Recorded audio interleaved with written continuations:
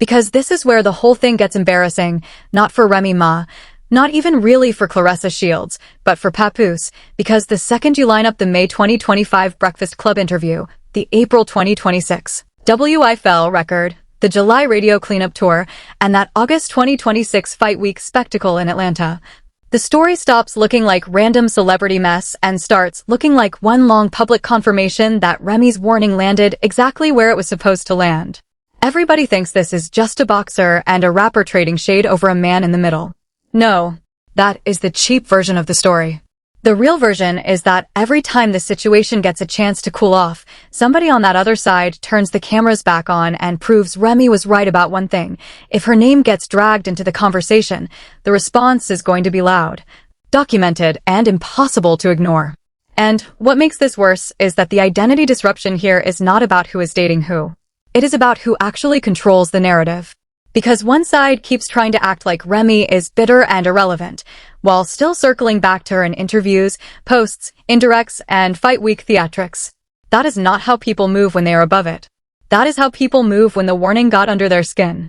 And when we get to that late-stage pattern, the interviews, the tattoo, the public performance, the strategic timing of all this around a championship moment, you are going to understand why I keep saying Papoose, or should I say Captain Flip-Flop, is the real center of the collapse here. Because the culture is not just watching a breakup. The culture is watching a brand disintegrate in real time, with every new appearance making the old black love mythology look more manufactured than ever. And that is why the fight itself almost became secondary. Think about how crazy that is. Claressa Shields went into Atlanta, dropped back down to middleweight, stopped Kaye Scott in the 6th, reclaimed the WBC and WBA middleweight titles, and still a huge chunk of the internet was talking about the orbit around her instead of the actual belts. That is not normal. That means two timelines are running at once. There is the athletic timeline, where Claressa is still one of the most decorated fighters in the sport, and then there is the clout timeline, where every microphone, every tweet, every radio stop, every romantic display, every little "we're so unbothered" performance somehow loops back into Remy Ma's original blast radius.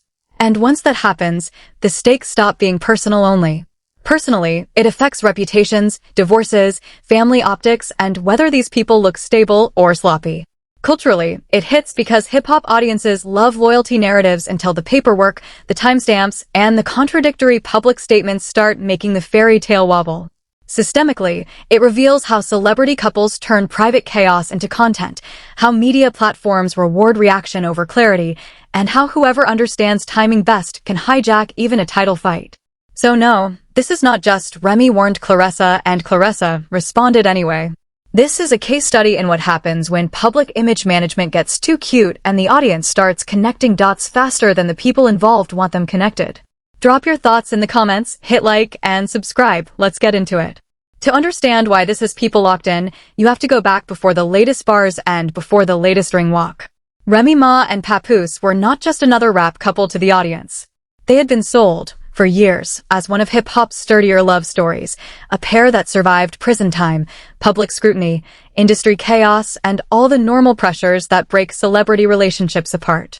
So when things exploded publicly, it did not hit like a random messy split. It hit like one of those symbolic collapses where the fans do not just lose interest in a relationship, they feel like they were pitched a story that no longer adds up. That is why every new detail carries more weight than it normally would.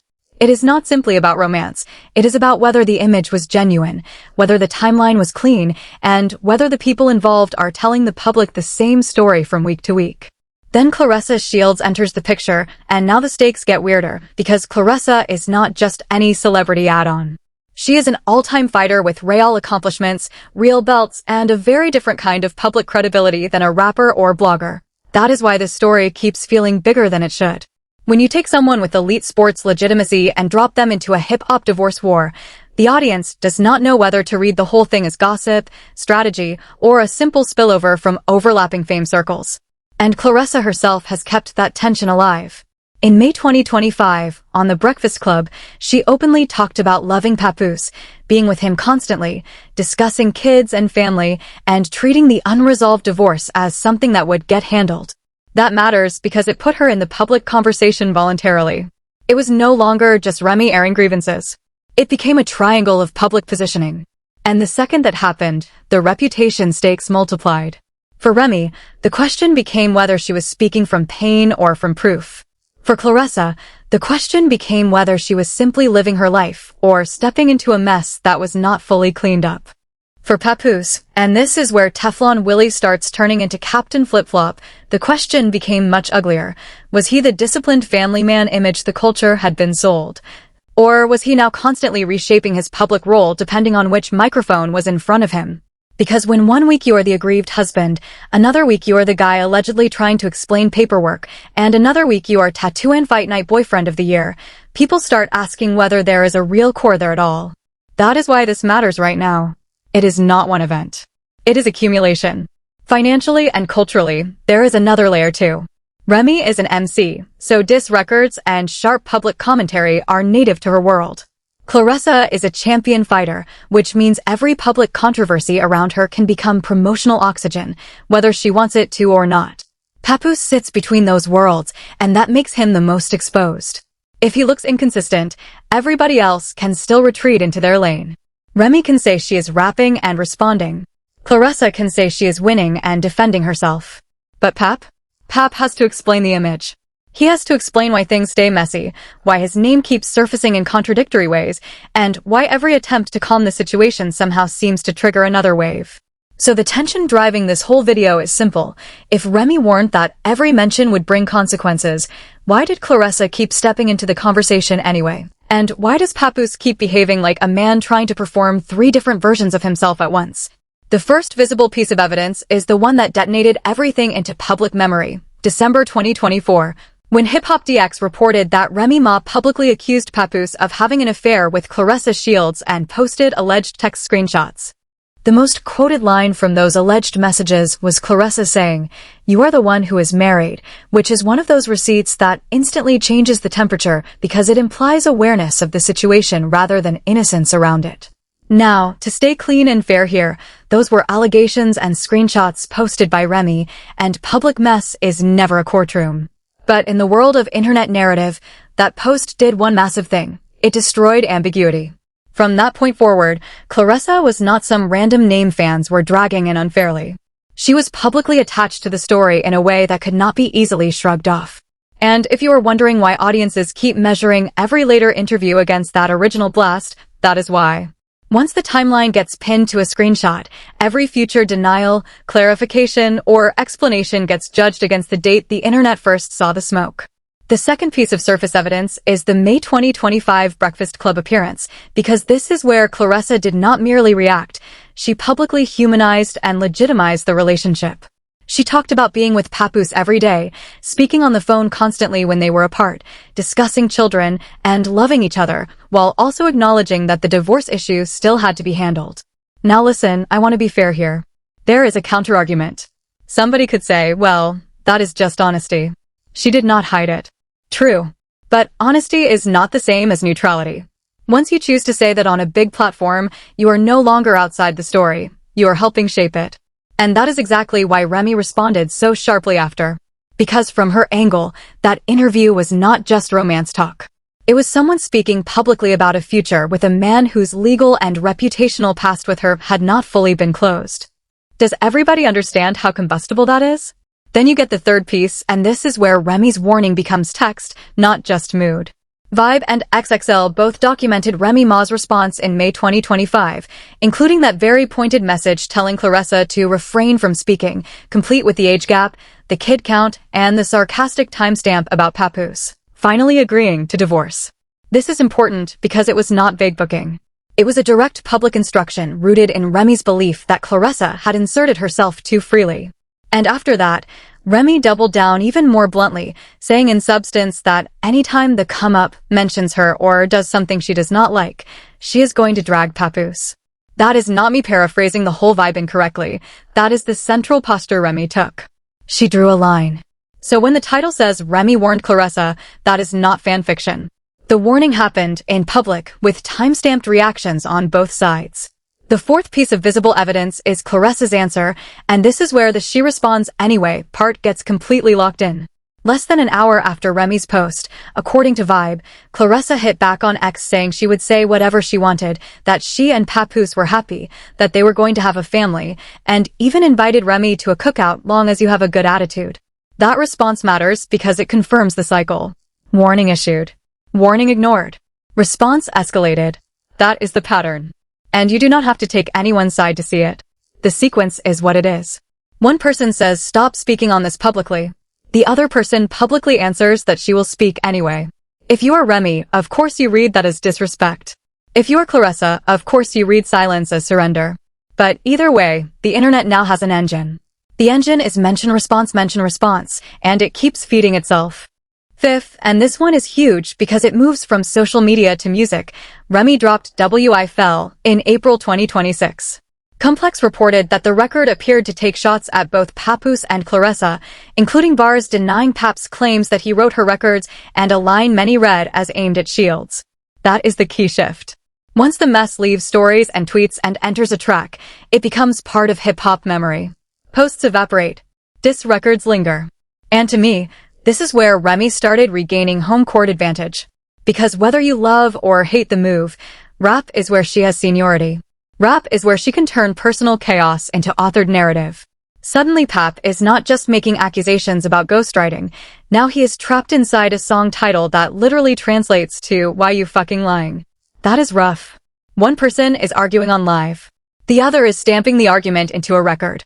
That is not the same weight class. And just when you think the public evidence could not get more obvious, the August 2026 fight week arrives and the spectacle starts multiplying. Claressa handles business in the ring, yes. She stops Kaye Scott in the 6th, regains the WBA and WBC middleweight titles, and reminds everyone that from a pure performance standpoint she is still elite. But around that fight, the internet gets fed a full meal. Remy teasing "Wanna Go" with Claressa rivals Amanda Serrano and Alicia Baumgartner in the visual orbit, reports from All Hip Hop and Hot New Hip Hop that "Oh, wanna go." Digital billboard truck was reportedly outside State Farm Arena, Papoose showing off a Claressa tattoo on his bicep, and Lato walking Claressa out to add celebrity amplification. This is where Captain Flip-Flop really starts sweating. Because if your argument is that you want peace, privacy, or dignity, then why does the whole rollout keep looking like a reality show season finale? One person wins belts. Another person wins timing. And the audience sits there asking the oldest question in hip-hop. Who is actually moving solid, and who is just trying to look solid under brighter lights? And oh, do I have more for you? Because this is the part that their totally unbothered crowd is not going to like at all. You do not get to say somebody is irrelevant while answering the subliminals, during the same talking points across interviews, flexing tattoos for the internet, and letting a whole championship weekend get wrapped in relationship theater. That is not being above it. That is being inside it with the windows rolled down. And in a second, we are getting to the cultural layer that makes this even messier, because once you start lining up the Ariel Helwani clip, the "Say My Name" energy online, the fan reactions, and the media ecosystems that keep turning every little jab into a headline, you realize this was never only about what was said. It was about who kept volunteering to keep the story alive.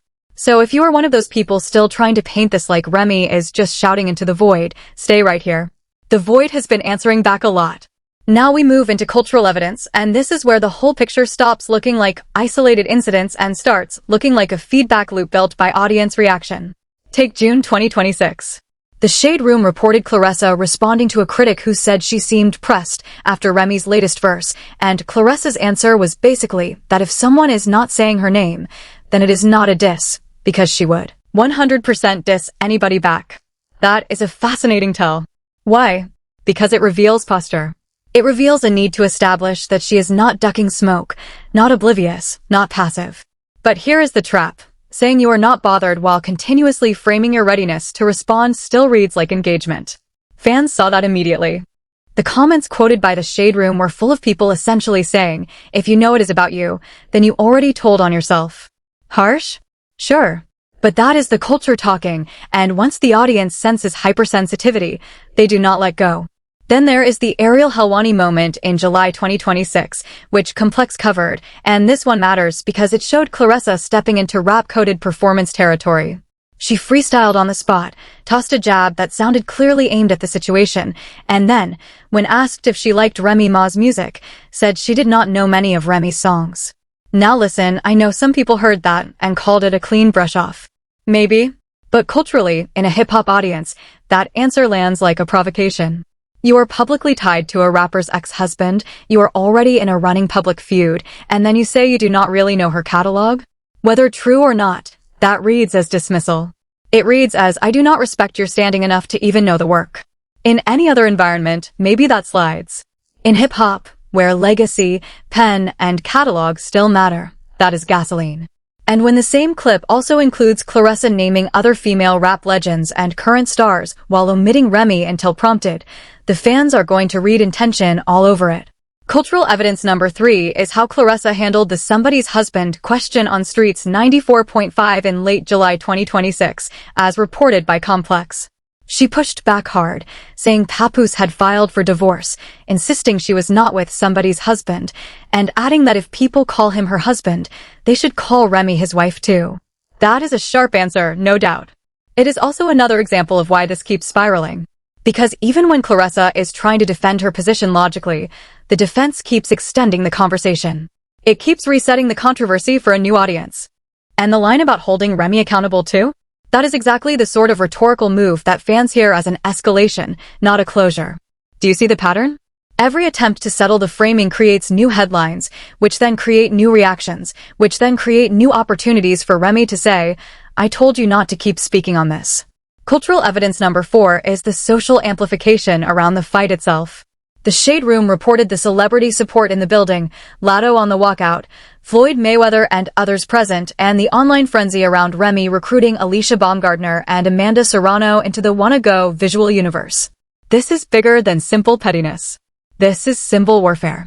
Remy did not need to physically be in the ring to make herself part of the atmosphere. She inserted her rivals into the imagery around Claressa's biggest boxing moment and, according to reporting from All Hip Hop and Hot New Hip Hop relaying social media evidence, reportedly turned the arena's perimeter into part of the feud too.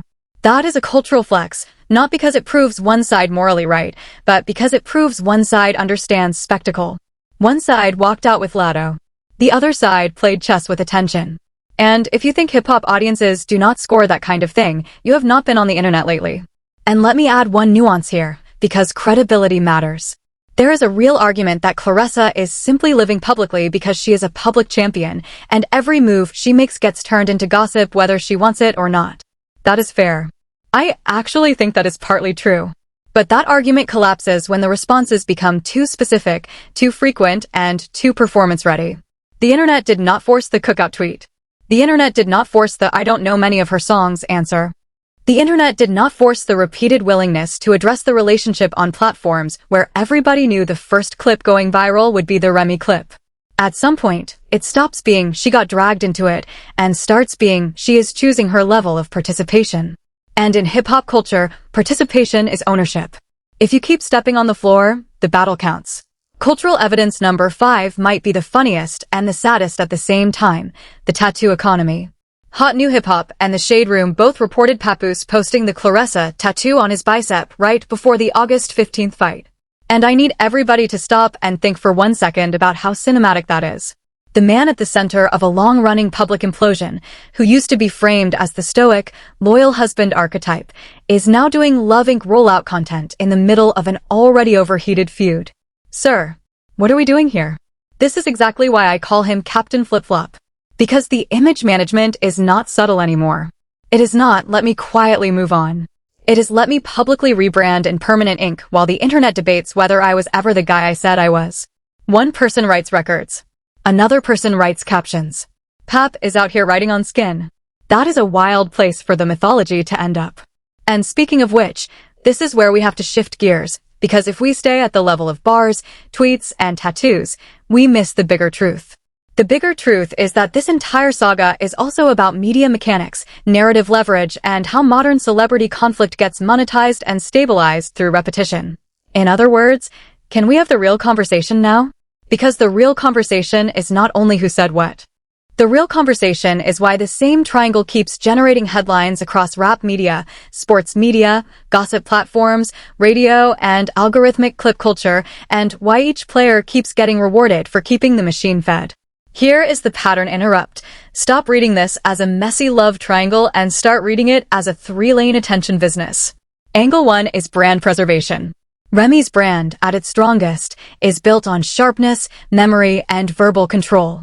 When someone challenges her credibility, especially with claims like Papoose saying he wrote most of her rhymes, Something Complex and XXL both referenced in the aftermath of their feud, she does not just lose a relationship battle.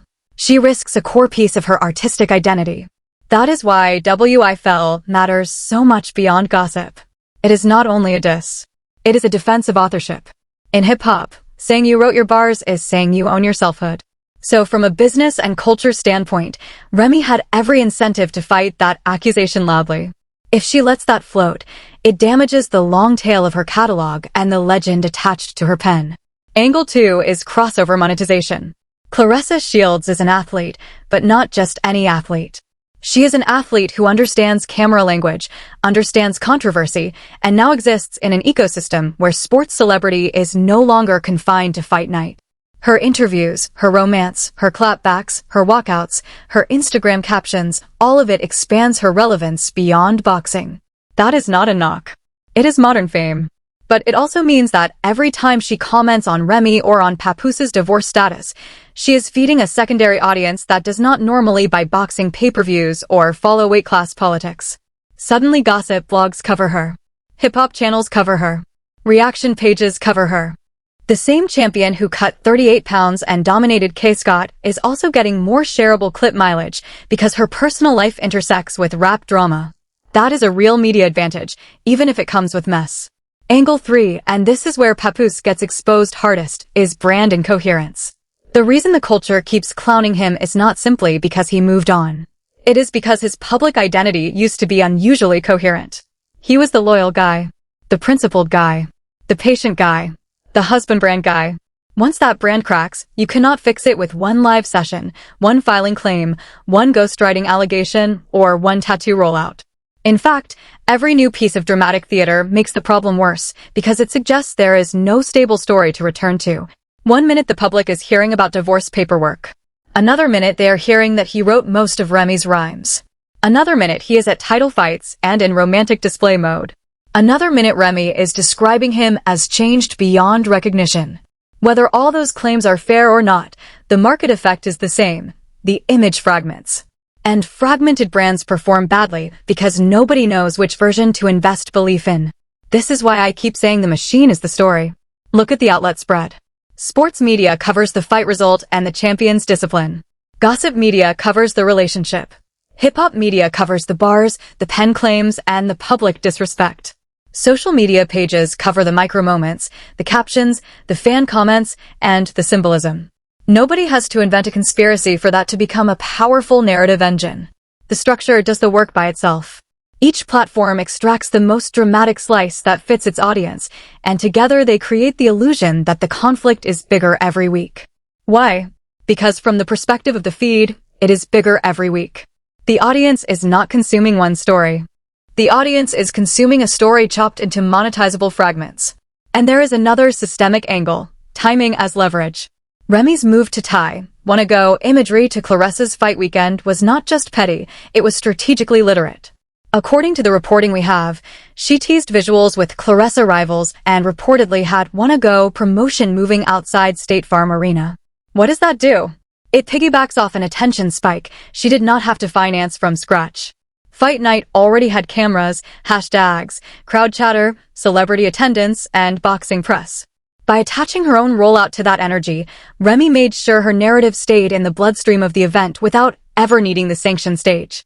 That is smart media warfare. And if you are Claressa, the only clean answer to that is what she actually did in the ring, win decisively. But even that win did not erase the hijack. It only competed with it. That is how aggressive timing works in the current attention economy. Another systemic layer is gendered audience expectation, and yes, we have to talk about it. Part of why this story keeps exploding is because the public reads women's conflict differently depending on which arena the women come from. When a rapper like Remy speaks sharply, fans may read it as classic rap behavior, bitterness, truth-telling, or all three. When a boxer like Claressa answers sharply, some fans read it as confidence, others as being pressed, because they are importing social expectations from outside sport. Meanwhile, the man at the center can sometimes disappear behind the spectacle. That is one of the dirtiest tricks of the whole ecosystem.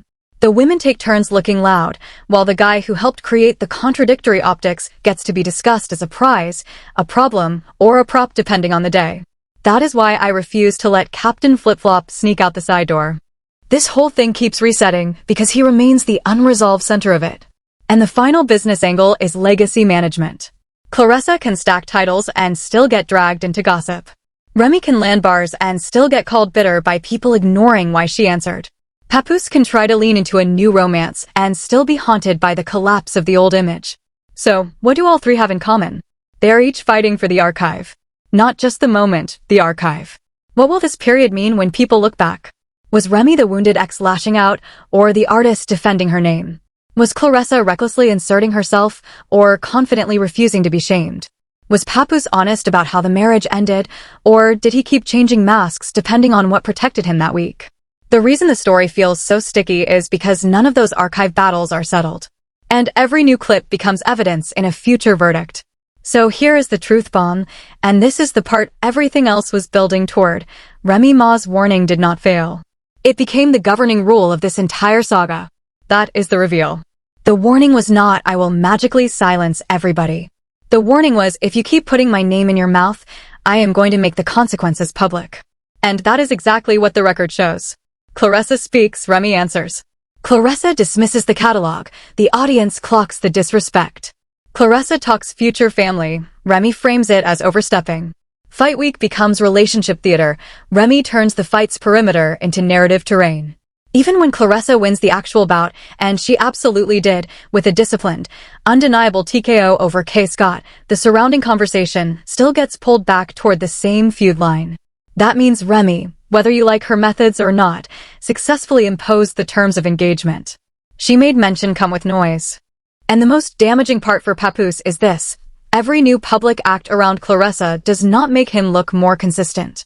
It makes him look more like the man Remy accused him of becoming, a guy caught between narratives, trying on roles. The ghostwriter claim? That sounded like an attempt to damage Remy's artistic authority. The divorce poster? That sounded like a legal image reset. The tattoo?